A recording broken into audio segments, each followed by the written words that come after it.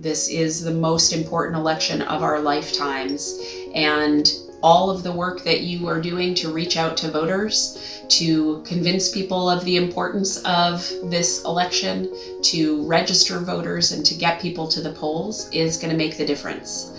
We have to elect progressives up and down the ballot because we have big fights on our hands. We have to restore the integrity of government. We have to repair the damage that Donald Trump and his GOP enablers have done over the last 4 years. And we have to work hard on an agenda of progress that we can all share in. That means making sure that we are providing affordable, accessible healthcare for everybody. We've got a great system in Medicare. Everybody loves Medicare, and it is time to make it available to all Americans. We need to work hard to rewrite the rules of our economy so that it works for everyday people, for working families, for those who are struggling to make ends meet, instead of just for the wealthy and well-connected at the top of the economic ladder. We have to stop letting corporate interests dictate the rules of the game. And that means getting rid of the influence of money in politics. Campaign finance reform is a top legislative priority.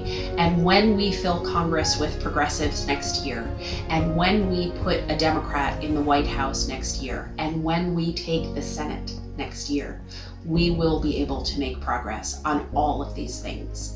And I'm so grateful for your energy, for your commitment, and for every bit of time and effort that you put into these races.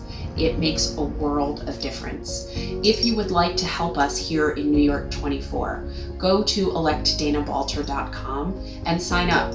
We have phone banks every single day. We have text banks. We need your help.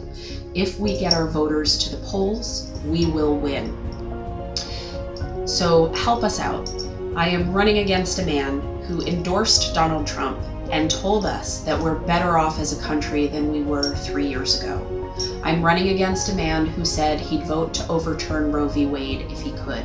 I'm running against a man who still tells us that the 2017 tax bill that he voted for is good for us, despite the fact that it gave all the benefits to the wealthy.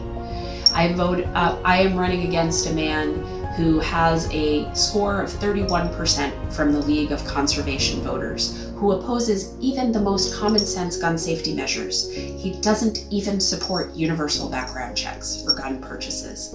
We have got to get rid of this guy.